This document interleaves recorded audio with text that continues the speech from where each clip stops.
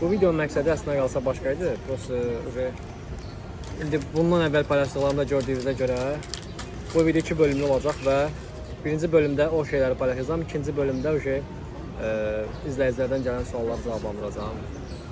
Ümid edirəm ki, maraqlı olar və bəyənərsiniz. Əslində qalsa bu bir bölümdən ibarət bölümçəydir. Bir bölüm demək. O bu bir videodur, yəni bir mövzulu videodur. Sadəcə məcburam ki, bunu 2 hissəyə və 2 mövzuya bölüm paylaşım. Çünki mənim heç ümumiyyətlə planımda yox idi ki, həmin onu başlarda paylaşdığım şeyləri paylaşım.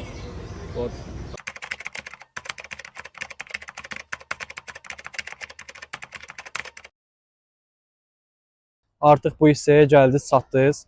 Ümid edirəm ki, bundan əvvəlki hissəni diqqətlə izləmisiniz. Deməli, birinci sual nədir? Deyir, qaqaş, hər gün bir yerdəsən, hansı pulla gəzirsən? Səni kim saxlayır? Qaqa, mənə heç kim saxlamır düzü. Saxlasa mən, yəni, hal-hazırda burada belə bir yerdə oturub, yəni, belə ucuzvari bir həyat yaşamaram da. Düz, indi əlbəttə ki, bir çox insanın xəyalıdır burada olmaq. Amma mən dediyim kimi, yəni, mənim hal-hazırda burada yaşamağım elə də bahalı yaşayış deyil. Yəni, prosta sən bir dənə samolyota bilet aldın Azərbaycandan, Bakıdan Dubaya, fisə qurtardı. Sən gəldin, oturdun burada, bir dənə kofeyə pul verdin, 30 dirhəm, nə bilim, qəlyan aldın, 70 dirhəm, fisə qurtardı. Və yaxud, nə bilim, yeməklər falan aldın, qoydun stolun üstünə. Yəni, o çox bahalı bir həyat deyil, yəni, çox rahat bir şeydir, yəni. Nə qədər ki, Azərbaycanda maaşlar az olsa belə, məncə düşünürəm ki, bu rahat bir şeydir və məni heç kim saxlamır. Mən özüm həm işləyirəm ki, yəni, işlədiyim işi də və şəxsi həyatım barəsində çox da məlumat verməyi sevmirəm. Sadəcə deyə bilərəm ki, mən həm işləyirəm, internetdən də pul qazanıram, başqa da satışlar həyata keçirməyə çalışıram, özümün mini biznesimi qurmağa çalışıram və həqiqətən də özümə həyat qurmağa çalışıram. Və məni narahat edən şeylərdən biri odur ki, niyə axı Azərbaycanda oğlan, qız fərq eləmir? Kimsə bir damcıda olsun qəşəng həyat yaşayanda, xarici ölkəyə gedəndə avtomatik olaraq onu kimsə saxlamış olur. Keçirik ikinci suala. Sənin üçün namus nə deməkdir? Mənim üçün namus ümumiyyətlə geyimlə ölçülmür, mənim üçün namus insanın xarakteridir. Məsələn, ofisanda davranışıdır və yaxud yolda təmizlik işçisi görəndə ona davranışıdır və yaxud başqa xidmət sahələrində olan insanlara empatiya ilə yaraşan insanların namuslu olması deməkdir mənim üçün. Yəni, mən düşünürəm ki, ümumiyyətlə bir insan namusu geyimlə və yaxud cinsəl həyatla görürsə, bu çox məntiqsiz bir şeydir. Yəni, sən bir insanın iki ayağının arasından onun namusunu ölçürsənsə, mən düşünürəm ki, ən böyük namussuz sən özünsən. Əlavə olaraq bunu da deyə bilərəm ki, namus ümumiyyətlə individual bir şeydir. İnsandan insana dəyişir. Namus konkret bir şey deyil və adam var ki, namus ona görə geyimlə ölçülür. Adam var ki, namus ona görə insanın o pulu xərcləmə qaydasından ölçülür. Və yaxud namus insan var ki, ümumiyyətlə də belə tam olaraq izah edə bilmirəm. Bir çox situasiyalar var da, özünüz başa düşdünüz ki, namus həqiqətən də hər bir insan üçün fərqli bir şeydir. Keçirik üçüncü suala. Sənin məqsədin, həyat planın nədir? Heç var ki, denən. Əlbəttə ki, hər bir insanın həyat məqsədi və planı var. Və düşünürəm ki, mənim də həqiqətən yetərincə böyük xəyallarım var. Amma mən düşünürəm ki, bir insan həm planlarını, həm xəyallarını başqasına danışanda onun reallaşması daha çətin olur və bu bir növ belə enerji kimi bir şeydir. İndi tam olaraq fikrimi izah edə bilmirəm. Amma ümid edirəm ki, siz başa düşdünüz. Mən nə planlarımı, nə də xəyallarımı, nə məqsədlərimi danışmağı sevmirəm. Yəni, mən o məqsədlərə çatandan sonra siz onsuz da görəcəksiniz ki, mən oradayam. Ondan sonra ehtiyac qalmayacaq mənim o indidən danışmağıma. Nəysə, arada bir ağzıma gələn danışıram. Take it easy, bro. Keçirik dördüncü suala. Deyir, arada vətənə də baş çək, Azərbaycan səndən darıxıb. Burada nə var, düz edirsən. Mən düşünürəm ki, Azərbaycanda doğru düzgün yaşayış yoxdur, yəni həqiqətən də. Düzdür, əlbəttə ki, orada da belə çox qəşəng maddi cəhətdən super yaşayanlar var.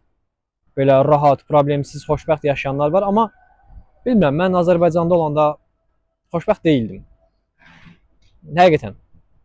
Yəni, mənim atam mənə belə böyük bir sərvət buraxmayıb ki, deyim ki, hə də, mənim atam mənə böyük bir sərvət buraxıb. Və yaxud heç olmasa altıma alıb bir S-klassdan, Qalenvagendən falan alıb, yəni AMC-dən alıb qoymayıb da altıma. Yəni, mən hal-hazırda nə edirəmsə, onların hamısını özüm qazanıram internetdən və yaxud işləyib qazanıram, necəsə. Və onların hamısını öz şotumu edirəm. Məhz buna görə düşünürəm ki, Azərbaycanda pul qazanmaq çətindir deyə, Azərbaycanda yaşamaq da, belə ümumiyyətlə, həyat da mənim üçün çətindir. Burada pul qazanmaq daha asan olduğu üçün Mənim üçün burada daha belə xoşbəxt olur həyat və daha rahat oluram. Yəni fikirləşirəm ki, Azərbaycanda bir ilə bacara biləcəyim şeyi mən burada 2 aya bacara bilərəm. Növbəti sual. Sevgilin var, yaxud münasibətə ehtiyacın olduğunu düşünürsən? Mənim sevgilim yoxdur, amma mən elə hesab edirəm ki, hər bir insanın qayğıya və sevgiyə ehtiyacı var. Çünki qayğıya və sevgiyə ehtiyacı olmayan insanlar artıq robotlaşmış insanlardır. Necə? Həddindən artıq disiplinli və artıq necə deyim, həzz almağı yox, artıq bu insanlar şöhrəti, nəsə bacarmağı, məqsədinə çatmağı həzz almaq kimi düşünür. Mən onları qınamıram. Yəni hər bir insanın öz xüsusiyyətləri var. Əlbəttə ki, bu çox normal bir şeydir. Amma mənim özümə gəlsə əgər, mənim həqiqətən sevgiyə ehtiyacım olduğunu düşünürəm. Amma mən belə baxıram ki, yəni mənim hal-hazırki indiyənə qədər olan həyat praktikamdan götürəndə baxıram və görürəm ki, yəni hər hansısa bir yəni qarşı cinsə, istər oğlan qıza, istər qız oğlana sevgini əks tərəfdən daha çox verəndə avtomatik olaraq sanki bir tərəfin yəni götü şişir. Və mən də düşünürəm ki, birinə aşiq olanda ona daha çox dəyər verirəm. Və bilmirəm indi bu mənim inandığıma görəmi belədir, ya bu həqiqətən də həyatın qanunudur. Mən ona dəyər verəndə, yəni ona mən sevgimi, qayğımı göstərəndə onun götü şişir.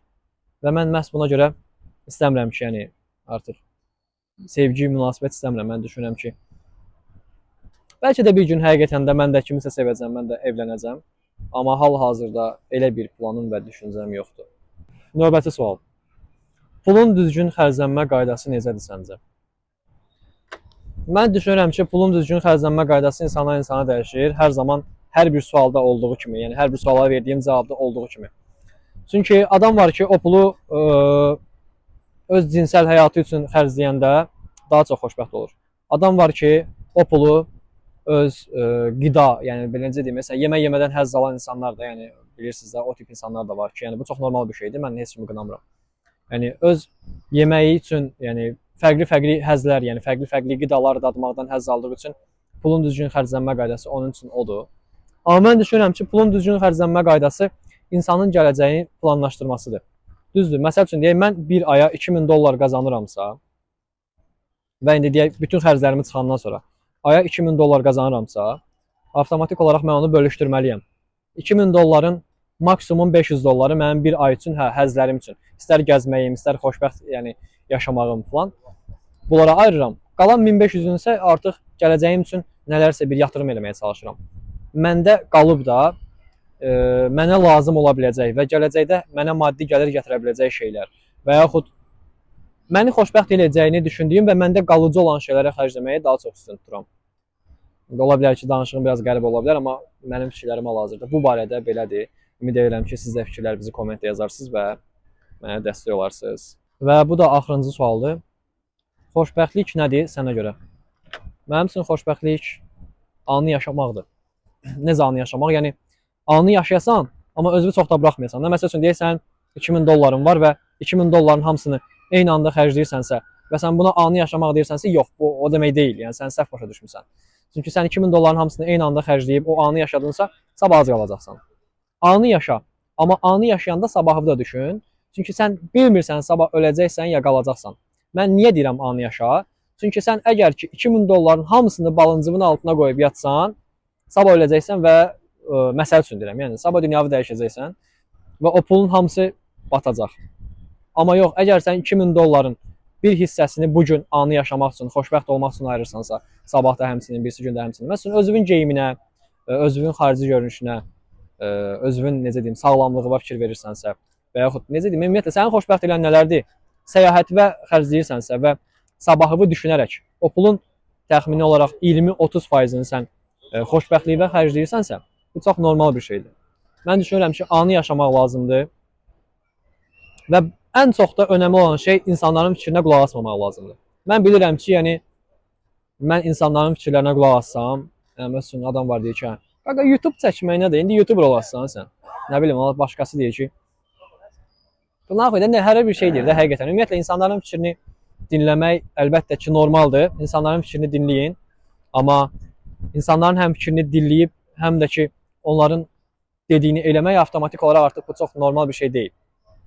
İnsanların fikrini dinləyin və onların arasından ortaq nəticə çıxardın. Sizə sərf eləyən nədir, sizi xoşbəxt eləyən və məntiqli gələn nədirsə, onu eləyin. Belə.